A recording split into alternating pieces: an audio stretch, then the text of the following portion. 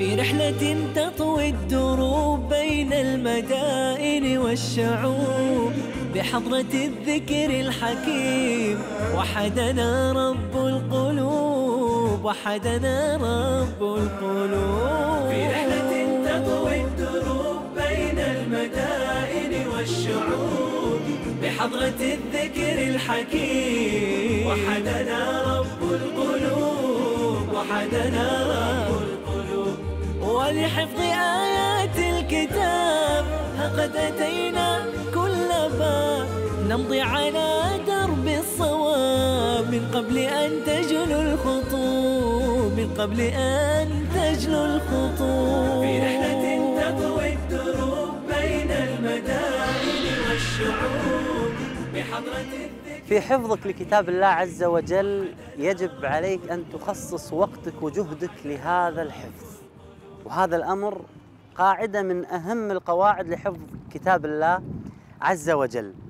اليوم إذا تبي تحفظ القرآن لا تقول أنا ما عندي وقت، لا تقول يوم أحفظ 10، لا تجعل حفظ القرآن بالنسبة لك في يومك ثانوي.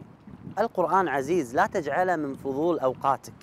تروح تقعد مع واحد يقول أنا ما عندي وقت، وأنا أجزم الآن وعلى يقين أن غالبنا الآن عندنا وقت، ولكن نخدع أنفسنا أن احنا مشغولين عن حفظ كتاب الله سبحانه وتعالى. أنا الآن أبي أضرب لك مثال بسيط جدا. الواحد إذا قال لك أنا مشغول وأنا ما عندي وقت، الصبح دوام وعندي أولادي وأحفادي وعندي عملي الخاص، إذا بعيد عنكم أصاب مرض سكر أو قلب بعيد عنكم، راح للدكتور، الدكتور قال له شوف يجب عليك أنك تخصص لك وقت تمشي فيه، ساعة في اليوم لازم تمشي عشان صحتك، لأن صحته أولوية، ولأنه يحب صحته ويخاف على نفسه راح يجعل له ساعة في اليوم حتى لو ما عنده وقت يخلقها. كذلك القرآن احنا نحبه، وانت بتحفظ القرآن وعارف شنو رب العالمين راح يعطيك بهذا القرآن العظيم، اجعل له وقت، اخلق لك وقت لحفظ كتاب الله عز وجل.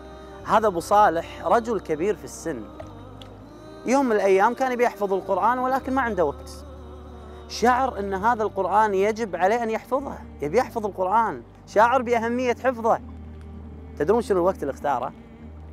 روحة الدوام من نص ساعة والردة من الدوام. تقول لي شلون هو قاعد يسوق سيارة؟ أقول لك لا، عنده سايق وقاعد ورا، النص ساعة وهو رايح يحفظ صفحة أو نص صفحة، وهو راجع يراجع ويحفظ له زيادة، وعلى هذا المنوال حتى حفظ القرآن. ليش؟ لأنه جعله أولوية. كتاب الله سبحانه وتعالى عزيز، عطى من وقتك، لأن رب العالمين وضح لك شنو لك بعد حفظ هذا القرآن العظيم.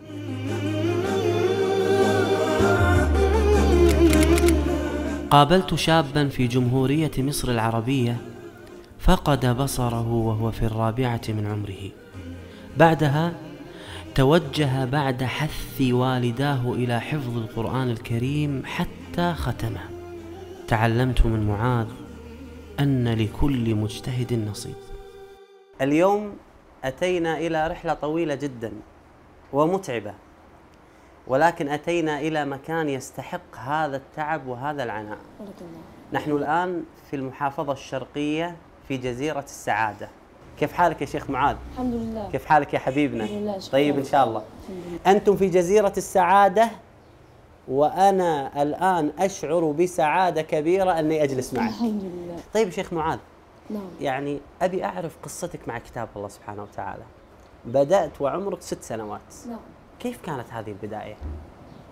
والله أنا بدأت هذه البداية وكانت يعني رحلة شاقة، ولكن كنت أعلم أنها ستكون في النهاية متاعا للإنسان، وفي الآخرة إن شاء الله سيكون القرآن لي شفيعا. لذلك صبر علي والدي ووالدتي، وصبرت وتحملت المشقات. ما كنتش أتهاون أبدا في يوم مهما كان تعبان. كان يروح المدرسة الصبح ونطلع من المدرسة على الدرس القرآن، وبعدين نيجي من الدرس نراجع الماضي ونحفظ الربع اللي الأستاذ اداهوله. وكنت أنا عامله له ماضي في اليوم جزئين، يا يقوم الصبح بدري في الفجر يا آخر النهار، فيقول يا ماما أني تعبان، أقول نبدأ بالقرآن وإن شاء الله يزول العناء. فعثرنا على مولانا الشيخ جمال سعيد ديب، وهو يقطن في مدينة الزقازيق، وعرضنا عليه الأمر. الرجل رحب وجزاه الله خير، وكانت المسافة من 10 ل 12 كيلو. كنت تذهب إلى شيخ، أنا أعرف قصة نعم. أنك نعم. كنت تذهب بالموتوسيكل. نعم. ها؟ نعم. مع الوالد. إلى أين كنت تذهب بهذا الموتوسيكل؟ كنا نذهب في محافظة الشرقية. نعم. في مكان يسمى اسمه جراش الأتوبيس. نعم. نعم، اسمه جراش الأتوبيس. كم يبعد عن منطقتكم تقريبا؟ سرعة الموتوسيكل نعم. نأخذ 3 4 ساعات. نعم ما شاء الله، ساعة إلا ربع تقريبا. نعم. كنت أشرف بركوبه خلفي، وكانت الماكينة لها بربريز زجاج أمامي، فطبعا أنا لست حافظا للقرآن كله، فكنت أكتب الربع الذي يحفظه معاذ على ورقة وتلصق أمامي كي لا نضيع وقتا، ومعاذ يقرأ علي وأصوب له الأخطاء ونحن أثناء السير.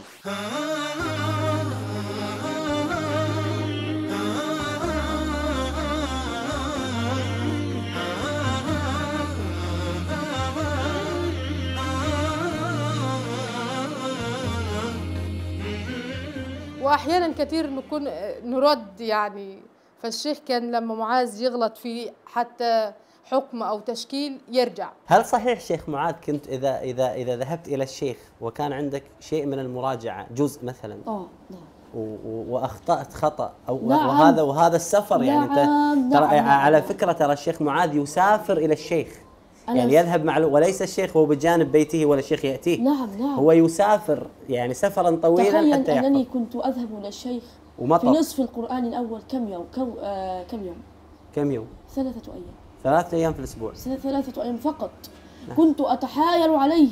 كان أول يوم يومين فقط. تحايلت عليه محايلة شديدة لأذهب إليه 3 أيام، وكان يوقفني على معاني شديدة. نعم. يعني كان يمكنه أن يعطيني آية واحدة فقط. هذه المسافة كلها يعطيك آية واحدة. والله كان يفعلها. الله أكبر. في بعض الأيام كنت لا ألعب أبدا. نعم. ولكني سمعت أنك عفريت شوي. الحمد لله ربنا أنعم علي. نعم. هو شال مني البصر سبحان الله، والحمد لله وعلى هذه النعمة. أنا في صلاتي لا أدعو أن الله يرجع لي البصر. لا تريد أن يرجع الله؟ لماذا؟ لعل يكون لي حجة عند الله يوم القيامة فيخفف عني بعضا من العذاب، وأقف بين يديه خائفا متوجلا يسألني ماذا فعلت في القرآن، فعسى أن يخفف عني، فالله يدخل من يشاء في رحمته. ولكنه أنعم علي بالقرآن، وأنا الحمد لله إذا أردت أن أذهب إلى أي مكان أذهب وحدي فقط، وليس معي أحد، ولكن أبي يخاف علي.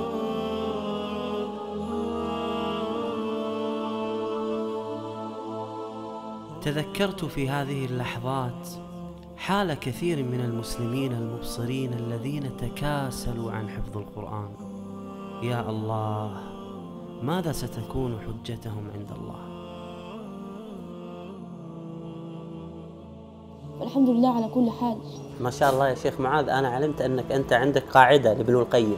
نعم. ما هذه القاعدة؟ قال ابن القيم رحمه الله: ما أغلق الله بابا لعبد بحكمة إلا فتح له بابا.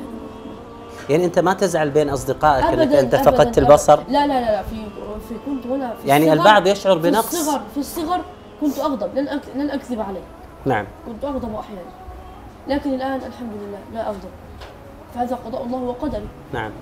النبي صلى الله عليه وآله وسلم يقول: من ابتلاه الله سبحانه وتعالى بحبيبتين فصبر عوضه الله بهما الجنة. نسأل الله أن نكون من ورثة جنة الفردوس. اللهم آمين. فرت همومي وانشرح قلب مهموم لما تليتك كل الأحزان فرت، يا محكم القرآن يا مسك ختوم، أنفاسي من دونك أبد ما استقرت، فرت همومي وانشرح قلب مهموم.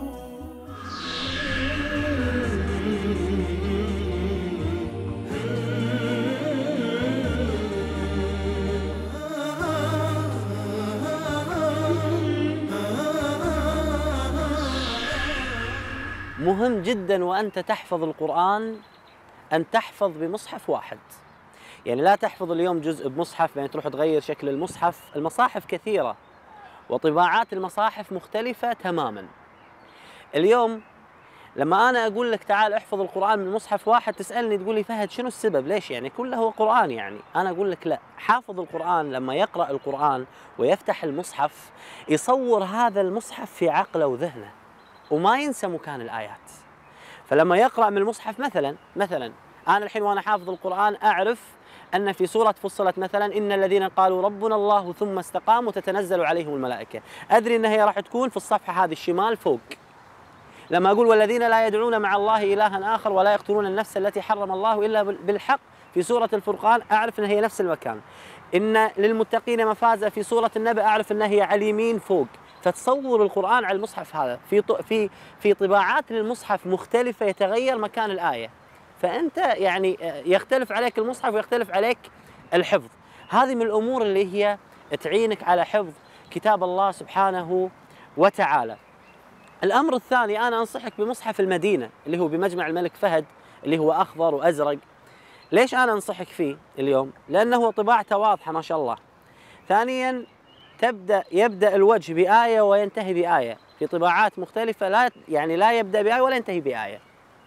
أيضاً الجزء كامل يكون 20 وجه، يعني تعرف أن كل جزء في القرآن في هذا المصحف يكون 20 وجه، وبهذا يسهل عليك حفظ كتاب الله سبحانه وتعالى. وهذه من الأمور اللي تعينك. احرص أن يكون عندك مصحف واحد تحفظ فيه كتاب الله سبحانه وتعالى.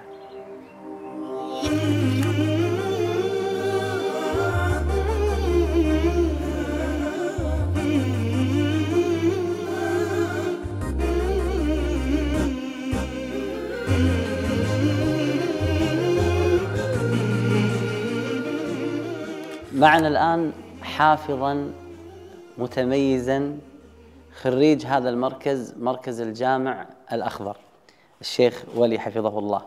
شيخ ولي حفظك الله، ما هي قصتك مع القرآن وبدايتك مع كتاب الله سبحانه وتعالى؟ بدأت حفظ القرآن في عمري 8 سنين، أكملت حفظ القرآن في 10. ما شاء الله ما شاء الله تبارك الرحمن. أنا قلت في بداية اللقاء أن أنا معي لقاء متميزا من الحفاظ، ليس فقط حافظ بل هو متميز، يحفظ القرآن برقم الصفحة ما شاء الله. يحفظ القرآن، ما تسأله في الآية، تسأله برقم الصفحة ويجاوبك. فنقول قبل أن نبدأ ما شاء الله لا قوة إلا بالله. الحمد لله. نبدأ بإذن الله. رقم الصفحة 273. وما أرسلنا من قبلك إلا رجالا نوحي إليهم فاسألوا أهل الذكر إن كنتم لا تعلمون. نسأل سؤال آخر، أسأل الله سبحانه وتعالى أن يبارك في حفظك. رقم الصفحة 401. بسم الله الرحمن الرحيم. ولما جاءت رسلنا إبراهيم بالبشرى قالوا إنا مهلكو أهل هذه القرية إن أهلها كانوا ظالمين. شيخ ولي، كيف وصلت إلى هذا الإتقان ما شاء الله؟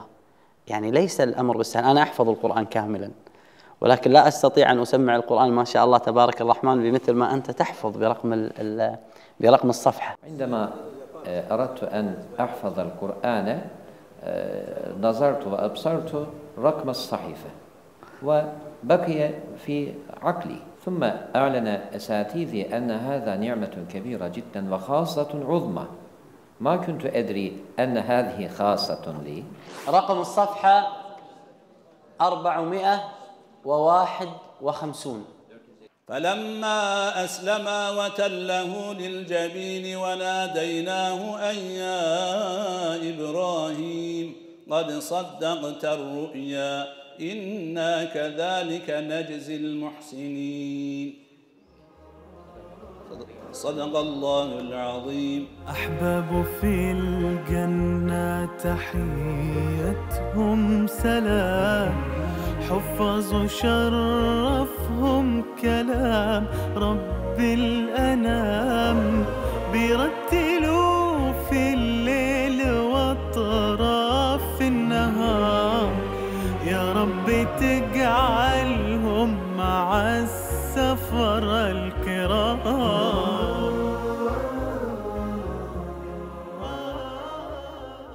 في رحلة تطوي الدروب بين المدائن والشعوب، وبحضرات الذكر الحكيم وحدنا رب القلوب، وحدنا رب القلوب. ولحفظ آيات الكتاب قد أتينا كل باب، نمضي على درب الصواب، درب الصواب، من قبل أن تجلو الخطوب.